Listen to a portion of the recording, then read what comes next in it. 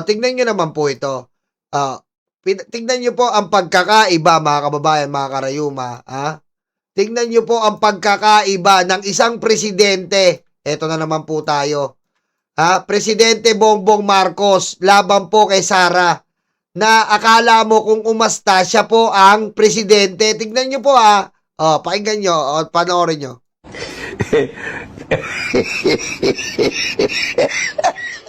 Yung presidente po, wala pong nakabakod sa kanya. Naglalakad lang, walang nakabakod. Tingnan nyo yung presidente natin naglalakad ng malaya, walang security na 500 na nakapalibot. Pusang ina, tingnan mo yung Sara Duterte na bangag. Tingnan nyo po.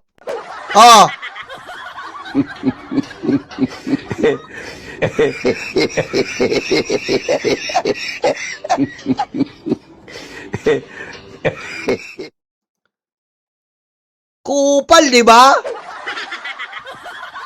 Tingnan nyo po kung gaano kakupal. Isa pa. Yung presidente, walang bodyguard, pakaway-kaway. Tinitingnan yung mga gagawin, mga aaksyonan. Yung vice presidente, pusang ina, pupunta lang sa Senado, nakapaligid, kala mo, putang ina, kala mo kung sino ang gago. Bangag! Aray ko. Hi friends, I'm not friends, I'm not friends.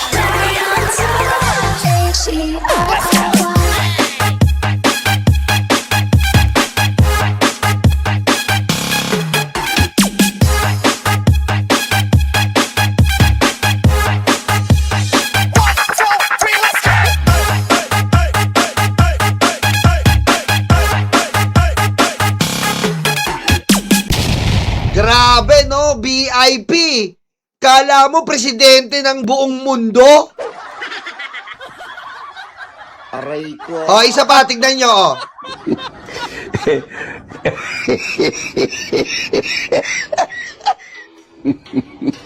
Grabe, Grabe, no? Grabe, akala mo kung sino, no? Guwardyado, ganun ko kasi pag mamamatay tao po. Marami kang pinatay, takot kang balikan. Ano po ba ginawa? Dito naman po tayo, Dito naman po tayo, Eto muna, tingnan nyo naman po yung ginawa. Ano po ba ang ginawa sa taong bayan para maging ganun, Ang usapin tungkol sa paggamit ng confidential funds ni Vice President Sara Duterte mula sa kanyang panunungkulan bilang alkalde ng Davao City hanggang sa OVP at DepEd. Kinukwestiyon na ngayon ang 612.5 milyong confidential funds ng OVP at DepEd na inilarawan ng private. Eto po para lang malinaw. 500 million po sa OVP, confidential funds. Confidential funds pa lang po tayo. Wala pa tayo sa regular fund na ninakaw. Dito pa lang po tayo, para malinaw sa inyo, dito pa lang po tayo sa confidential funds. Wala pa yung regular, allocated, yearly funds niya na ninakaw. Wala pa tayo doon. Dito muna tayo sa confidential funds, pakinggan nyo. Na ngayon ang 612.5 milyong confidential funds ng OVP. 612.5 million. OVP, 500. Sa DepEd, 112.5. 612 million. 0.5. Yan po ang walang resibo. Diretso. At DepEd na inilarawan ng private prosecutors bilang umano'y sistematikong irregularidad o isang scam. Kabilang sa mga binusisi ang ilang acknowledgement receipts o AR dahil sa mga kahinahinalang pangalan gaya ng Mary Grace Piatto, Sandy Lim, Alejandro Piquit, Matthew N. Queso, J. Camote at Miggy Mango. Kita nyo, yung mga kontrobersyal na pangalan. Andy Lim. Sa Banatae, merong Andy Lim. Meron pa dong Jack Tule. Meron pa lalabas dyan. May lalabas po dyan, Jack Tule. Lalabas dyan. Meron lalabas dyan, Jack Tule. Meron pang Jack Coley. Meron dyan, Jack Collie. Meron din dyan, Burat Bay. Aray ko. Yan ang mga lalabas dyan. Yan ang mga yan eh. Meron pang Molestia. Mall of Asia. Molestia. Aray ko. Yan ang mga lalabas dyan, abangan nyo. Pati ang kakulangan ng supporting documents Oh. at umano'y hindi wastong paghawak o paglilipat ng cash advances. Dahil dito, naglabas ang Commission on Audit ng Notices of Disallowance sa bahagi ng confidential funds dahil sa mga transaksyong hindi umano sumunod sa mga Sa mga bago pong nakasubaybay at ang Notice of Disallowance po ng COA, yan po ay ang hindi tamang paggamit ng nasabing pondo or ng confidential funds. Pinapasoli po kay Sara ang humigit kumulang 80 million. Dahil po, mali ang paggamit. Walang mga resibo. Ang tindi po. Ganyan po ba? Iisipin nyo mga kababayan, Vice President ka pa lang, isa ka pa lang spare ng President, reserba ng Presidente. Ganyan ka na ka-disorganized, hindi ka organisado maghawak ng pondo ng taong bayan. Yun pa lang po, paglabag na yun eh. Yun pa lang po, wala ka ng kwentang maging presidente. Bakit? Spare, reserba ka pa lang, hindi mo na maayos. Paano kung ikaw na presidente, lalo sigurong magulo? Aray ko. Tama, mali. Di ba? Lalo po sigurong magulo yun. Oh, diretso. patakaran sa paggamit at liquidation ng confidential at intelligence funds. Umabot na rin sa Office of the Ombudsman ang kontrobersya Oh, kung saan may mga reklamong inihain kaugnay ng umano'y maling paggamit ng confidential funds. Bukod dito, sinisiyasat din ang confidential at intelligence funds nung mayor pa si Sara Duterte sa Davao City. Ayon sa mga audit report, umabot sa humigit kumulang 2.7 bilyon mula 2016 hanggang ay, shoutout kay Ma'am B tsaka kay Daddy Joe Santiago na anak po si Alona. Ma'am B, Daddy Joe, salamat po. Yung kanta natin siya po yung si Alona po kakanta nung si Alona po kakanta ng Bongbong at mahiya naman kayo. At tagal nga eh. Tagal. Salamat po. Ma'am B, Daddy Joe, shout sa USA. Thank you po Si international na tayo. May kakanta tayo. May kakanta sa atin.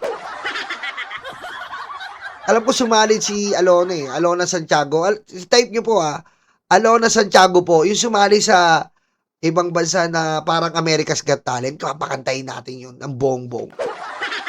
Wala daw talent fee. Wala tayong gagastusin. Mga karayuma.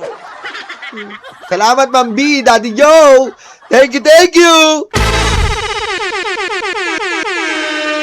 Yes. Magkakaroon tayo dito ng bago. Yeah. Thank you. Oh, Alona Santiago. Yung sumali yun eh. Check nyo. Mamaya papakita ko sa inyo. Oh.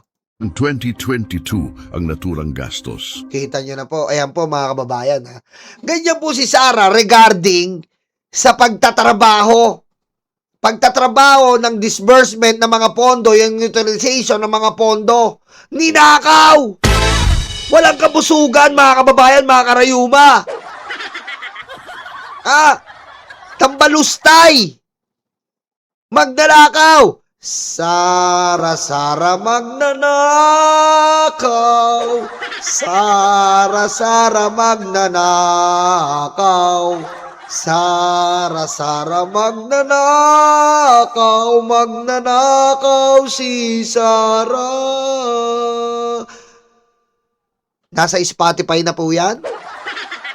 Pwede nyo po mapakinggan sa Spotify. At nandyan din po yan sa Nyolo YouTube. Mapapakinggan nyo po. Type Magna. At mapapakinggan nyo po yan. Composed by one and only Dieter Ocampo. Aray ko.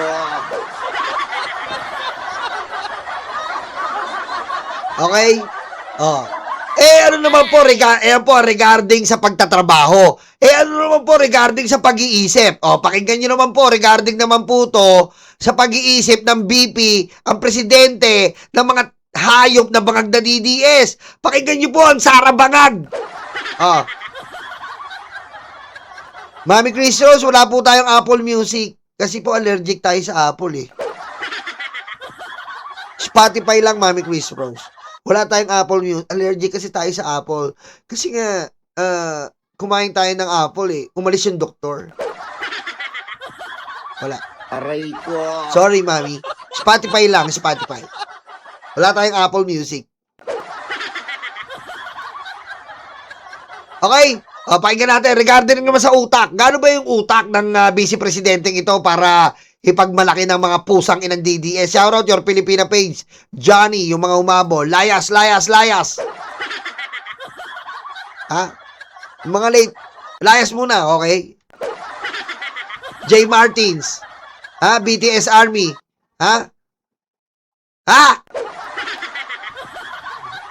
Silco Mila. Layas. Aray ko. Masama na ugali ko po ngayon. Pasensya na po Christy Tagle, layas. Pasensya na po kayo Pinapakita ko na po ang masamang ugali ko. Ganyan po talaga eh. Aray ko.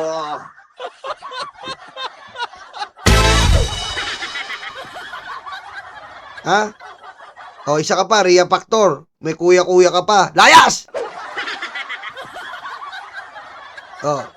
Tingnan naman po natin sa utak. Another question po, what is your reaction to the statement of Senator Lacson saying that the worst thing that could happen to Senator Bato is to be brought to the custody of the ICC as a sitting senator? Sa tingin ko lang sa lahat ng tao. Ay, oo nga pala, J. Martins. Hindi ko pala YouTube to. Sorry Oo, pwede. Pampani Reyes. AMB, shoutout. Oo nga pala, hindi ko pala YouTube to. Dito kayo.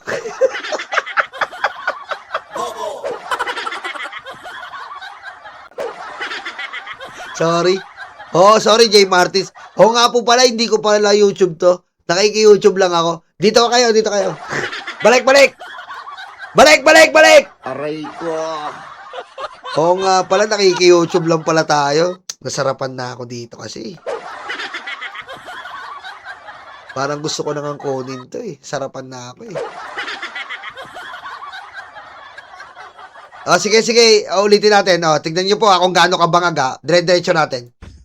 Another question po, what is your reaction to the statement of Senator Lacson saying that the worst thing that could happen to Senator Bato is to be brought to the custody of the ICC as a sitting senator? Sa tingin ko lang sa lahat ng tao, sa buhay ng isang tao.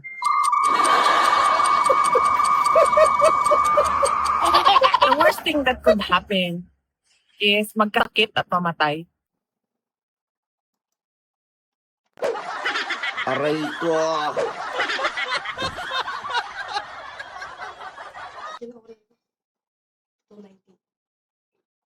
Kunin mo yung bag ko. Sakit. Magkano yun? 219. Ano? 219. Shopee, 219? Nakita mo na yung presyo. Grabe naman yun, nak. Alam mo ba nung bata ko? Cherry ball lang alam ng papa. Alam mo ba yun? Alam mo yung cherry ball? Tapos kung wala kaming pera, pupunta lang kami ng Alateris. Alam mo yung Alateris? Alam mo yun? Ikaw, 219? Shopee mo? Buo ko nga kapon. Kapuna na yun eh. Aray ko. Grabe. Grabe mga Shopee ngayon.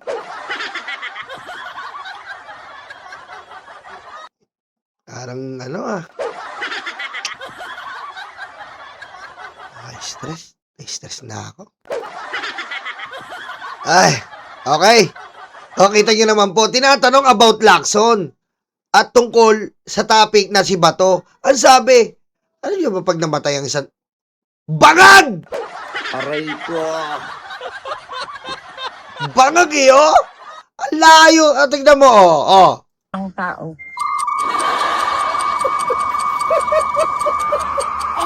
The worst thing that could happen Bigla kang sagot pag namatay yung Ano connect? Bangag! Aray ko. Oh, happy birthday muna kay Jonathan Pagdanganan Garcia from Discovery Bay, California. Greetings from Mommy V at Daddy Joe. Happy birthday po, Sir Jonathan Pagdanganan. At si Elona Santiago pala ay, ano siya? X Factor USA. Wow! Excited na ako. Ang nag-mentor sa kanya ay si Demi Lovato at si Simon Cowell. Wow! Aray ko. Yeah. Antayin ko yan ha. Antayin po natin yung kanta ni Alona. Papakanta natin yung bongbong. Tapos ibibigay natin kay BBM personal. BBM para sa ito. Kanta ni Alona Santiago from X Factor USA. Patay! Maingit na naman yung mga DDS kay Nyolo. Sabihin ng mga DDS, si Nyolo nakakainis, ang pogi-pogi niya, tapos ang talented pa niya. Ingit na naman. Bangag na bangag po talaga ang hayop na Sara Duterte! Tinatanong ka, ha? Tinatanong po, anong masasabi mo kay Lacson? Ano sabi niya si Bato ay ganyan-ganyan. Alam mo ba, pag namatay ang isang tao, the worst case scenario ay ma-finger siya. Ha? Aray ko. The worst case scenario ay ma-finger siya, pininggar siya. TJR, umabol. Romeo, Canlas, umabol. Salamat. Oh, diretso. Hindi ko kayo papalayasin, hindi ko pala channel to. Pasensya na. Rodmar. is magkasakit at mamatay. Oh, Kapag wala kang sakit at hindi ka namatay, oh. at buhay na buhay ka pa, kahit nasa loob ka man ng kulungan o nasa labas ka ng kulungan, Anong pinagsasabi na itong bangag na to? okay na yun. Kasi hindi lahat ng tao ba binibigyan ng 70 years, ng 75 years, ng 80. Tanga, tinatanong si Bato, anong 75 years? Boba, bangag! Aray ko. Tinatanong po si Bato. Siya sabi nung 75 years old, anong patay? Si Lacson, si Bato. Aray ko. Bangag na bangag eh. Oh. May update pala ako sa inyo. Eto na po. Di ba nag-usap? Eto po mga kababayan. Napagkwentuhan namin kahapon eh. Siyempre napagkwentuhan na. Anak ng weteng, tablado! Tablado. Nakikipag-usap po. May pinadala siya. Kilala niyo yung pinadala niya eh. Nagpadala po siya ng tao doon na ayusin na daw ang mga gusot. Tapos, sabay may tumawag pa yung tatay niya. At pinadala yung mensahe ng tatay niya.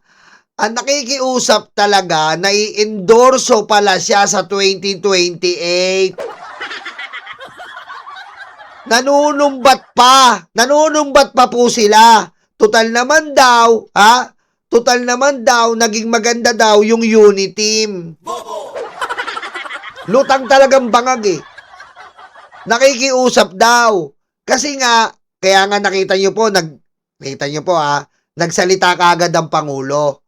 Nagsalita po ang Pangulo, kahapon lang po, nagsalita yung Pangulo tungkol po saan? Sa i-endorso niya. Kumbaga, nagsalita ang Pangulo para sabihin sa kanila na hindi pumapayag ang Pangulo sa kanilang mensahe o pinaparating na mensahe. Ang pinaparating po kasi mga kababayan, ang kapal ng muka. Ha? Ang kapal ng muka. Ang gusto nila mga kababayan, mga karayuma, ay putik. Siya ang inindorso, kundi ba naman hayop?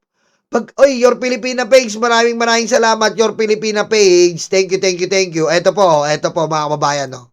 Para malinaw lang, ito po. I will certainly endorse a candidate in the 2028 elections. Kahapon lang po yan. Ayan po, 20 hours ago. Pag-greet Nyolo, happy birthday, Grendel Hydra. Happy birthday, Grendel Hydra from Your Filipina page, sexy. Eto po yun. Kaya po, nagsalita kagad ang Pangulo. Ayan po, nakahapon nagsalita kagad. Ayan, no? Ayan, no?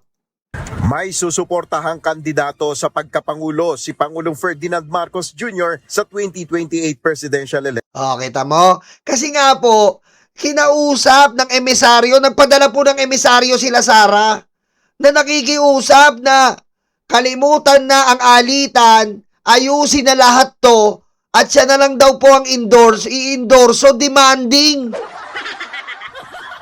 Demanding po, mga kababayan, ang lupit ng pagmumuka. Aray ko. Pakinggan nyo ha.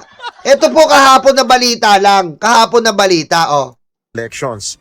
Ito ang pagtitiyak ng Pangulo ng tanungin kung may i-endorso na ba siyang kandidato na lalaban kay Vice President Sara Duterte sa 2028 polls. Ngunit sa ngayon ayon kay PBBM, hindi pa niya alam kung sino ito. Masyado pa anyang maaga para pag-usapan ang halalan. Giit pa ng Pangulo, wala pa siyang kinakausap na mga personalidad na maaaring isabak sa presidential race. Put it this way, I haven't sat down with anyone and said, do you want to run for president or not? No, we've not come anywhere near that. Kita nyo? Kaya nagsalita po ang Pangulo, Kaya po nagsalita ang Pangulo dahil po, yung emisaryong pinadala po ay ang kapal naman ng muka. Ang kapal naman ng muka para sabihin mo na para sabihin mo na ikaw po ang i-endorso na lang. I-endorso na lang ng Pangulo sa pagka-presidente, kalimutan na lahat. Kung matatandaan niyo po, mga kababayan, ganyan po si Sara Duterte, ganyan po kakupal. Bakit? Natatandaan niyo po ba yung issue ng helicopter? Sino po nakakatanda ng issue ng helicopter? Press 67. Aray ko. Press 67 po, sino nakakatanda ng issue ng helicopter? Sino nakakatanda po ng issue ng helicopter? Natatandaan nyo.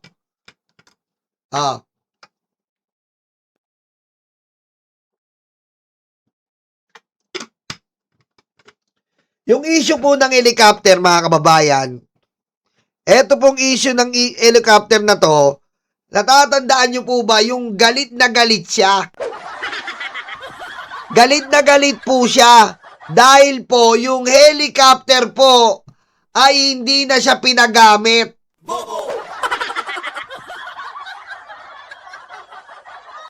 Hindi na po siya pinagamit ng helicopter na service pauwi sa Davao. At nagalit pa siya dahil mas pinagamit daw si First Lady. Mo bang maging safe sa tamang tao? Ito ang dapat mong gawin. First step, second steps, helmet. Sabi nanay ko, hotdog, ang binili mo potlong, tapos nagreklamo nanay ko, nagalit ka? Diba? Tatandaan nyo ba yun? Ang tindi. Si First Lady, bakit daw pinapagamit ng helicopter? Samantalang, si BBM daw pinangako sa kanya yung helicopter na gagamitin niya para makita niya yung anak niya. Aray ko. Ang tibay po ng mukha nito. Nagselos pa kay Epelisa. Na si Epelisa minsan lang ginamit kasi nga tutulong po sa isang lugar na baha kaya pinagamit si Epelisa. Hindi naman po ginagamit niya ng First Family. Sa totoo lang po, alam niya naman sinabi ni Sandro Ayaw po nila dahil nga yung mga tao ayaw nila magka-issue. Diba? Pero si Sara po nagalit kay BBM na parang sabi mo, papahiramin mo ako helicopter. Alam mo naman gusto kong makita yung mga anak ko.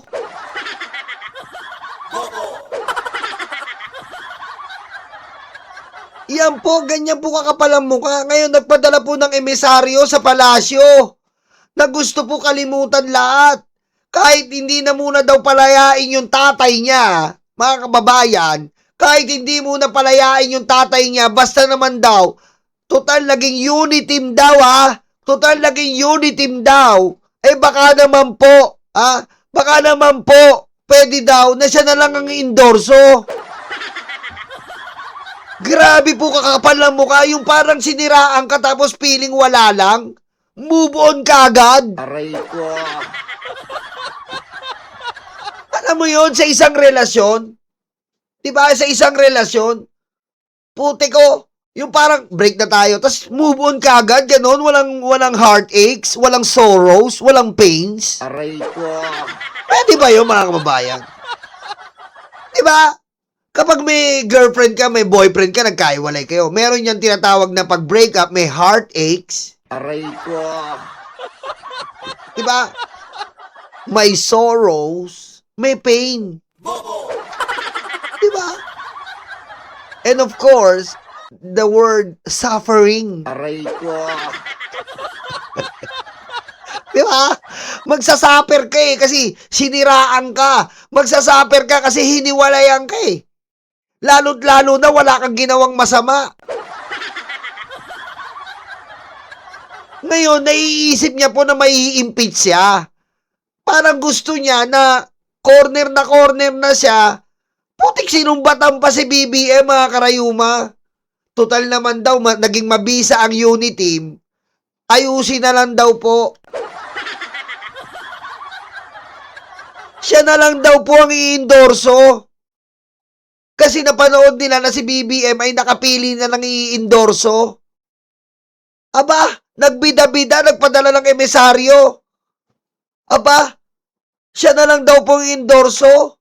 Kalimutan na lang daw po lahat na nangyari. Aray ko. Kasi nararamdaman siguro ng impaktang bangag na si Sara na may impeach na po siya. Tapos akala niya si BBM, akala niya ganun-ganun lang. Pero mo, ganun po, in-example ko po yung helicopter para i-elaborate at i-implicate ko po sa inyo na ganyan po kakapal ang mukha niyan. Na miski si Epelisa pinagselosan sa helicopter. Aray ko. Oh, nakiusap po. Oh, ngayon, ano sabi ni BBM? Wala, tablado po. Nagpadala pa po siya, may pinadala siya. Tawagin na natin, itago natin sa pangalang, itago natin sa call sign na Mr. Titi. Titi, si Mr. Titi, Titi. Aray ko. Ayan. Nagpadala pa siya si Mr. Titi para pag usapan na lang, para kalimutan na lang. Tablado po. Sabi po ni BBM, tama na. Sabi ni BBM, tama na. Ayaw na ni BBM ng issue. Nandyan na yan. Hindi na po pwedeng magsama pa ang unit team, lalo na nabalitaan ng ating Pangulo, ang mga plano at natuklasan ng ating Pangulo ang gustong gawin ng pamilya niya sa administrasyon. Sinusumbat po ang pagiging unit team. Sinusumbat nila. Sinusumbat po talaga na feeling niya na dahil pa rin sa kanila nanalo si BBM, ang tigas ng mukha. Sabi nga ni BBM, tama na, tapos na. At kung nagbabala pa ang Pangulo, at kung ano man pa ang maikakaso kay Sara, kung ano man maikakaso kay Sara, yan po ay hindi pipigilan ng sino man. Hindi pipigilan po, ang Pangulo po susundin ang legal step na basbasado ng konstitusyon, diretso-diretso po. Yan daw po ang gusto ng Pangulo. At kahit anong pakiusap na wala nang pakiusap, sabi ng Pangulo, hindi naman siya galit. Pero nandyan na yan. Hindi na natin mababaliktad ang sitwasyon sa pag-i-endorso sa kanya. At syempre may ano na rin yung Pangulo eh.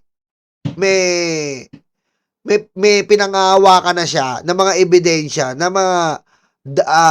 mga paninira sa kanya, pagwawalangya sa kanya para pa ikonsidera ang hayop na pag-i-endorso kay Sara. Ang tibay ng, ngayon lang po ako nakakita ng ganito kabangag na tao. Ganun po ako, ngayon lang po ako nakakita ng ganito kabangag na tao. Biro mo, siniraan mo, niyuyurak mo araw-araw. Tapos, akala, ano to? Hindi ko po maintindihan. Akala ni Sara, ano to, laro lang? Akala siguro ni Sara, etong politics, laro lang. Na parang, pag nag-uusap tayo sa politics, okay lang. Pero sa personal, okay tayo Parang ganun na sa isip ng baliw na tong bangag na to. Kala niya yata laro lang to. Aray ko.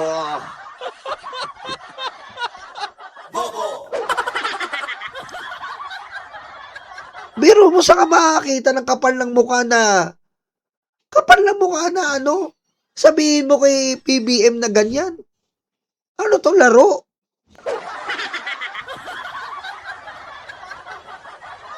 Ang tindi, no? Hindi ka na, ngayon lang ako nakakita ng ganitong tao. Pusa, ang tagal ko na naging tao. Hindi ako hayop katulad ng DDS, Oy, Maria Corimao, salamat po. Salamat po, Maria Corimao. Biro mo, pupunta ka pa, magpapadala ka ng tao mo para kausapin na ayusin to. Parang, ano to, parang wala lang? Ano to, parang, ano nangyari? Parang, ganun lang? Pagtapos yung dudurugin si BBM at tinatangka yung tanggalan ng ulo, tinatangka yung i-assassinate, tinatangka yung alisin sa pwesto, wala lang na makikipag-ayos kayo ngayon. Ha? Ano to?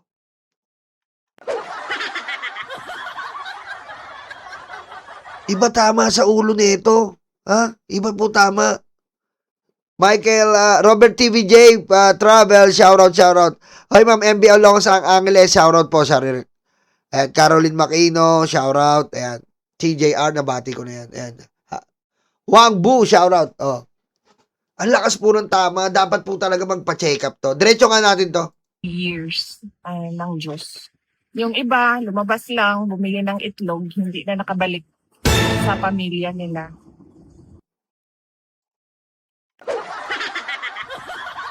Aray ko.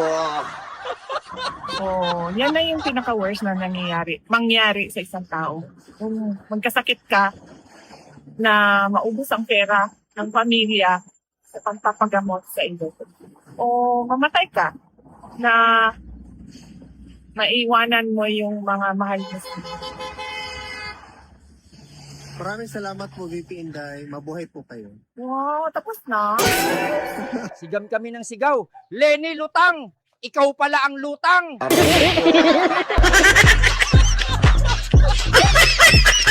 Kita mo, Lenny Lutang, siya ang lutang.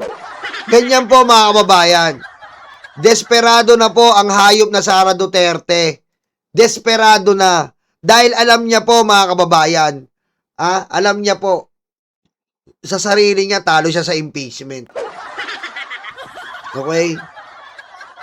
Hay, nako.